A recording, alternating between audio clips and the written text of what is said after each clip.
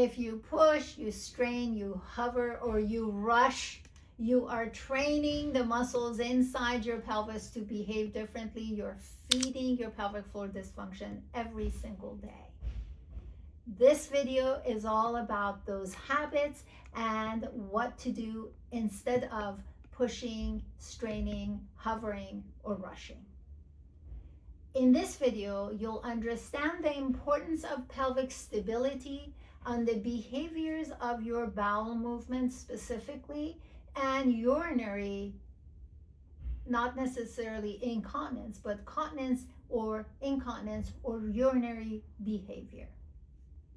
Your pelvis is a foundation to the structure above, and without its stability, the state and the faith of the structure above is compromised.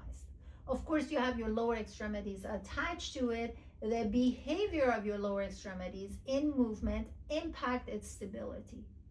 So it can have innate issues with its own self because it consisted of two bones and two big bones here called ilium, and then sacrum in between, and of course what is attached to it.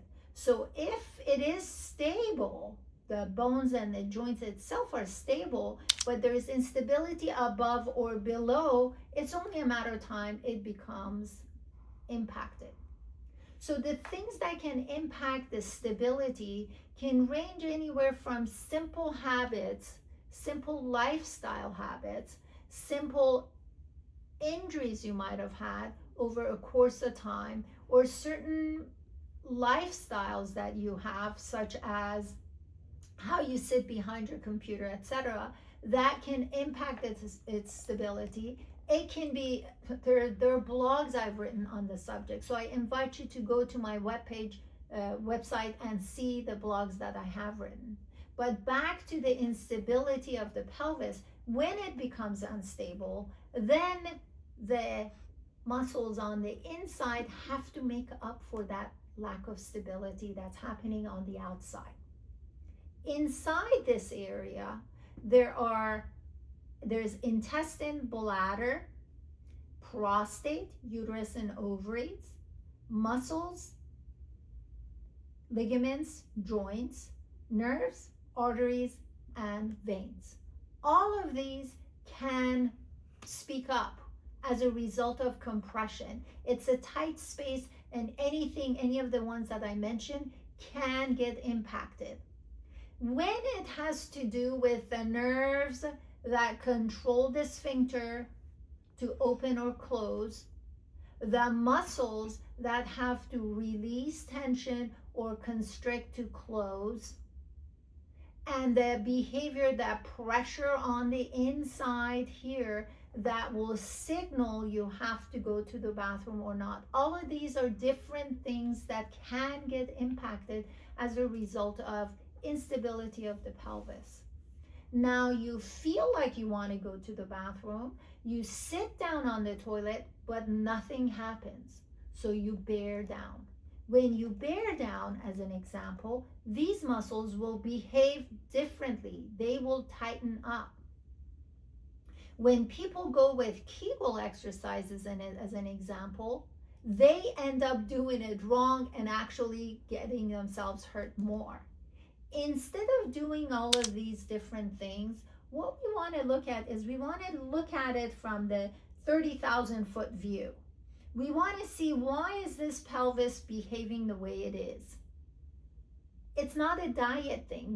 If it's a diet thing that you're fixing, the problem should go away. But when it doesn't, it gets better, but it doesn't go away, then there is structural issues here. So what we want to do is we want to look at what is causing this instability. So we want to remove those and then put our heads down and fix the instability by bringing functional movement into the picture. It's the dysfunctional patterns of movement that lead to instability. So the first step in doing that is biological breathing. This is nature's way of relaxing these muscles and conditioning these muscles at the same time. At a frequency of every breath, you are doing it. That's because the status of this is highly important to your existence. So we want to bring what nature automatically does, and we want to bring an environment that provides the results that we're after. So that means I'm going to breathe biologically, and I'm going to do developmental exercises where I lay down proper mechanics of movement. For you to stretch an area that's tight or to strengthen an area that is weak without having proper mechanics in place, you're wasting your time. You're not addressing the problem. So you want to go through step-by-step process of bringing stability and mechanics in place, because that's when you start building strength. That's where you start building proper conditioning of the muscle tone, I should say. So biological and breathing is the first step. Developmental exercises are the next step, and this is how you reverse the process. If you have not subscribed to my channel, make sure you do, because this channel is full of videos, including the one I've done on biological breathing. I will make sure I put it at the end of this video, but make sure you subscribe because I discuss a lot of different things on this channel as well. Now, if you need help trying to understand if your issue is pelvic instability and how to tackle this, contact me using one of the methods of contact in the description box. Until next time, take care.